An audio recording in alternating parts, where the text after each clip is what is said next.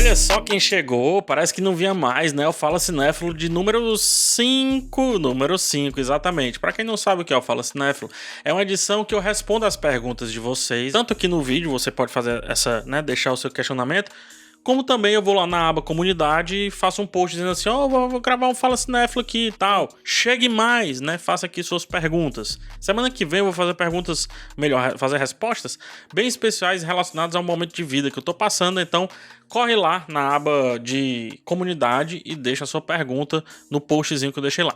Por hora, vamos às perguntas da semana, ou das 2 últimas semanas, porque eu andei falhando com vocês. O Sérgio Felipe pergunta, sendo você uma pessoa minimalista, como funcionou isso com a sua longa coleção de filmes? Sérgio, eu não sei de onde você tirou a longa coleção de filmes, porque eu nunca tive nenhuma longa coleção de filmes. Na verdade, eu nunca fui um colecionador, não só de filmes, mas de praticamente nada, assim. Eu não tenho essa veia do colecionismo. Eu sempre, talvez, por ter sido muito pão duro, eu nunca tentei embarcar nessas. Eu tenho objetos bem pontuais, assim, que realmente representam algo pra mim, mas daí a dizer que eu sou um colecionador, isso não existe. O minimalismo, ele não fala muito sobre você ter ou não ter, ele fala sobre você ter o certo, né? Tem muita gente que enche a casa, enche a mente, enche tudo de muitas coisas e não enche das coisas que deveria realmente encher, digamos assim, né? Que é aquilo que te representa, que é aquilo que de fato, se você, por exemplo, olhasse de fora, te faz ver como a pessoa que você gostaria de ser vista. E eu gostaria de ser visto como um cara que sabe das coisas, que sabe debater, que sabe discutir, que sabe analisar a arte. E para isso a gente não precisa ter grandes coleções. Muito pelo contrário. O pessoal diz mente vazia, casa do cão, né? Tem essa frase? Mente vazia, pronta para ser preenchida por coisas que realmente valem a pena. Não estou dizendo que não vale a pena você ter uma coleção, que outras pessoas não vale a pena ter uma coleção. Para essas pessoas representa muito. E o minimalismo fala, uma das coisas que ele fala é que se representa muito, mantenha-as perto, né? Não só as coisas, mas pessoas também. Só que para mim, como nunca representou, não faz sentido. Então eu sou uma pessoa que recebo as coisas e tô vendo a primeira oportunidade para dá-las, né? Para entregar na mão de outros. Eu tenho pouquíssimas coisas. Todos os livros que eu tenho agora na estante, por exemplo, foram dados aí pelas empresas e tudo, mas sempre que há uma oportunidade, eu entrego na mão de alguém. Dax Bogo, ele pergunta, você acha que existem técnicas ou posturas de crítico de cinema que possam ser usadas por um telespectador leigo para enriquecer a experiência de assistir um filme? Depende do que esse espectador leigo quer saber, né? O que ele quer viver, como ele quer consumir. Vamos fazer o seguinte, vamos tirar o leigo, tá?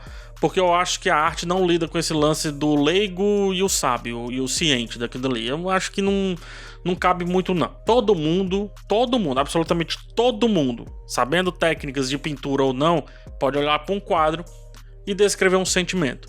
Se você descrever esse sentimento daquilo que você está olhando, basta.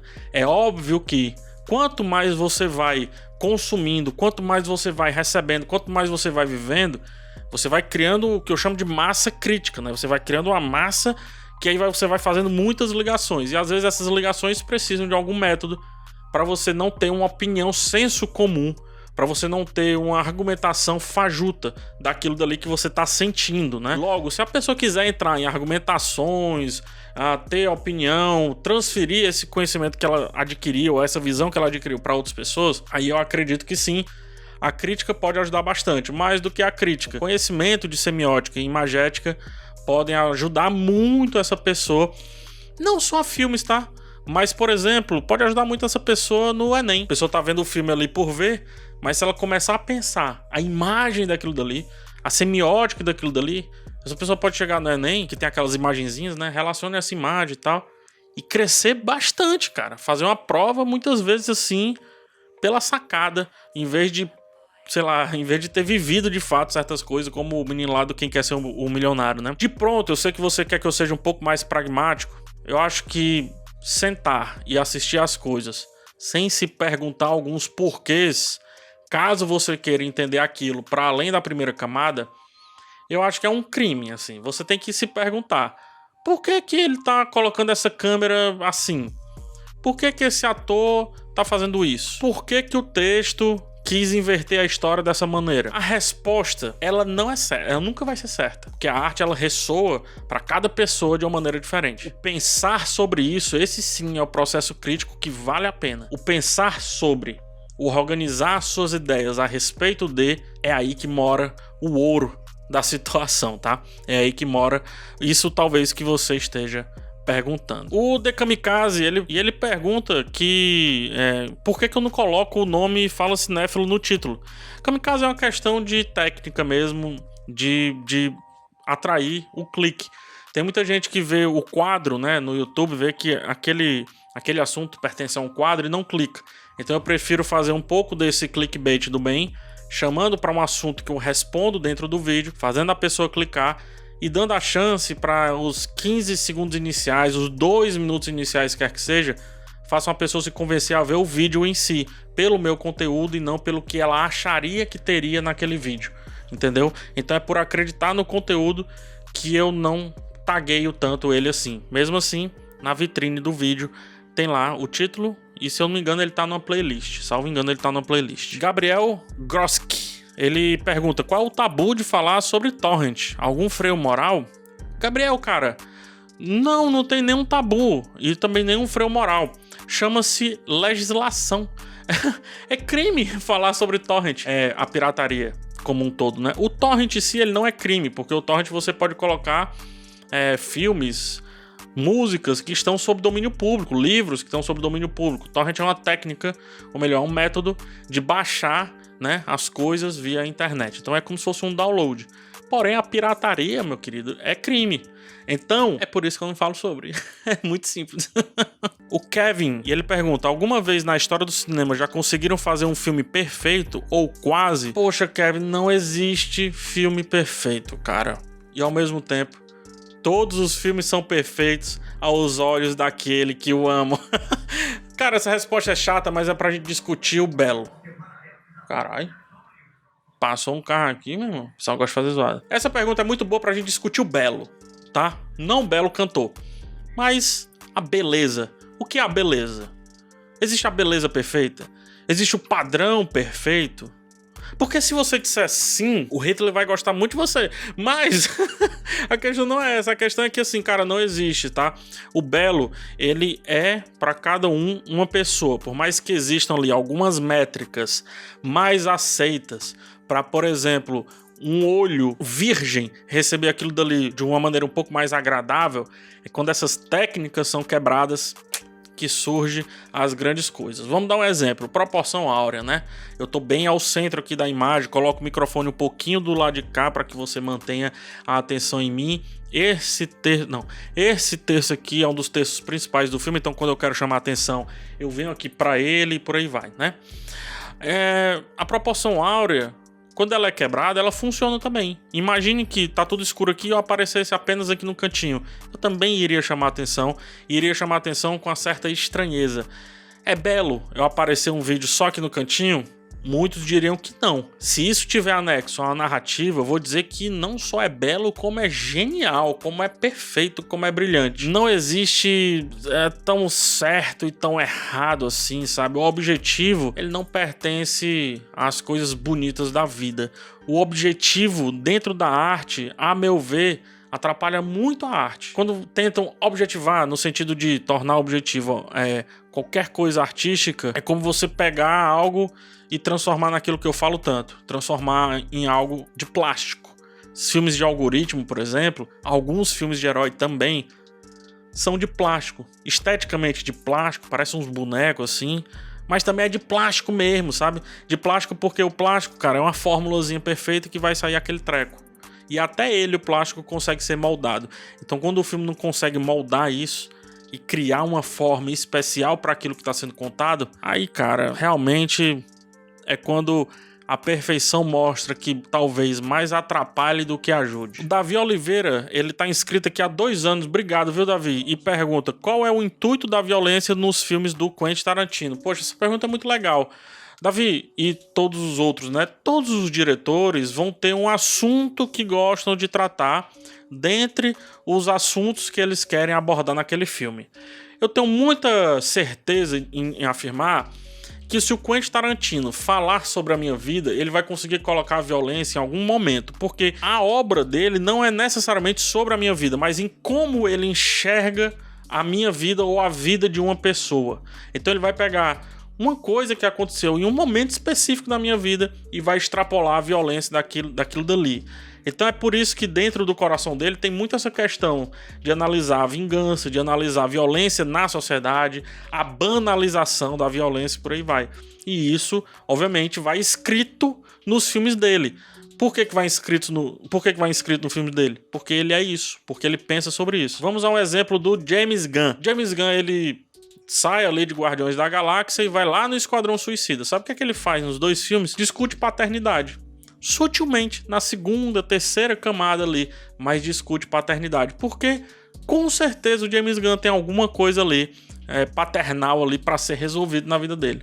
Certo dia, eu fiz um texto aqui sobre o Doutor Estranho, né, que eu falava sobre a questão do tempo, se a gente pode voltar a ser o que éramos e tudo mais. Cara, eu tava falando sobre o meu momento de vida ali naquela rabeira da pandemia, quando as coisas estavam começando a abrir um pouquinho, né, antes da segunda onda. E eu tava me perguntando se eu podia voltar a ser o que eu era, o cara que trabalhava com TI e que nas horas vagas vinha fazer esses vídeos aqui. Eu decidi que não. Então aquele texto era, na verdade, eu falando comigo mesmo. Entendeu? Assim como os criadores vão escrever os filmes, né, falando muito sobre si. É por isso que eu digo, um passo importantíssimo do crítico de cinema é entender o criador, a cabeça dos criadores. É entender por que eles escrevem ou concebem as coisas daquela maneira. Então tem alguma coisa na vida do Tarantino que o leve, não necessariamente para violência, mas que o leve sempre para momentos de catarse. Analisando, você começa a entender um pouco. Pelo jeito dele, eu tive próximo a ele, né? Eu entrevistei e tudo mais. Ele tem essa modulação no falar. Ele vai falando devagarinho e quando é fé ele tá quase te engolindo aqui, empolgado, falando sobre algo. Então ele vinha falando manso com todo mundo e comigo ele já foi aproximando e quando é fé ele tava quase me engolindo. É o jeito dele de contar histórias. E a violência dele, inclusive, vai crescendo, né? Você vê o Oito Odiados, vai devagarinho ali... Do nada já tá toda explorada na tela e tal. Os criadores e as criações deles não são tão diferentes do que eles viveram e como eles veem a vida, não, tá? Então é por isso que existe tanta violência nos filmes do Tarantino e esse é um intuito. Na verdade, não é um intuito. Talvez seja muitas vezes íntimo. Ele não sabe o que tá acontecendo na cabeça dele e por que ele escreve tanto assim. Se ele escrevesse de outro jeito, não funcionaria. Por quê? Porque não é ele.